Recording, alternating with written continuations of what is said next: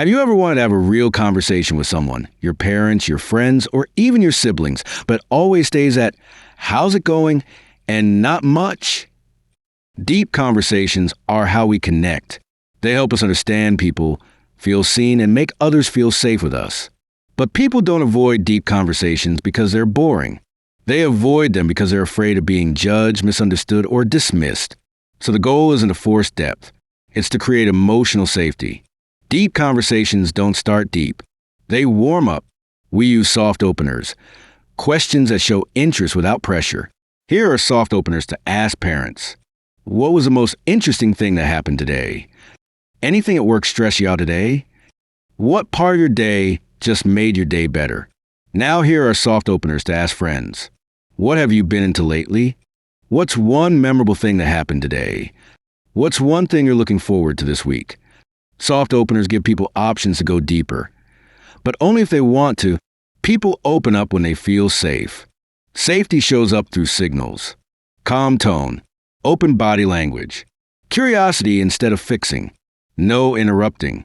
Here's a line that works well to let people feel safe. No pressure to share anything big. I'm just curious.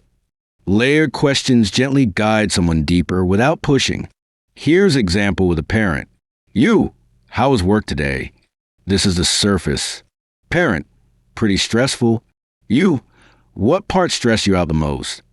This is the story. Parent, probably the meeting we had. You, what about the meeting made it stressful? This is the meaning. Parent, I felt like no one was on the same page. Here's an example with a friend. You, how's school this week? Friend, kinda rough. You, what made it rough, tests, teachers, or just everything? Friend, mostly tests. You, which class hit you the hardest? Friend, math.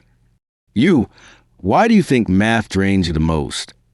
This is how you go from small talk to actual conversation. People mirror vulnerability, not trauma dumping, just being human. Small honesty opens big doors. Here are some lines you can use. I've been trying to get better at handling stress lately. I realize I shut down when I'm overwhelmed. I'm working on it. I've been trying to understand myself better.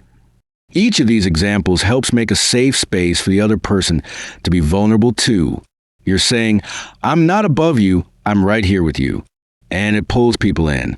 When you ask someone's perspective, it shifts the conversation from question and answer to we're in this together. Here are some questions for parents. What would you do if you were dealing with this?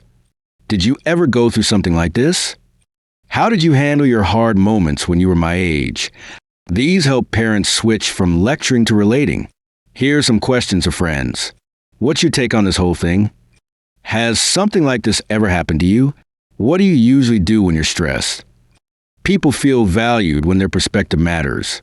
Reflective listening equals taking what they said and summarizing emotion or meaning.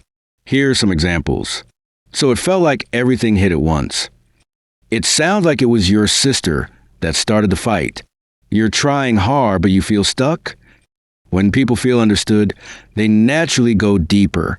A deep conversation shouldn't feel like therapy or an interrogation. It should feel like a connection. Good endings plant the seed for future conversations. Here are some great end-to-conversation lines. I like talking with you. Thanks for opening up. If you ever want to talk more about that, I'm here. I'm glad we talked. Let's do this again sometime. Deep conversations aren't about perfect questions. They're about safety, curiosity, and presence. Start soft. Stay curious. Reflect feelings. Invite more. And you might be surprised who opens up next.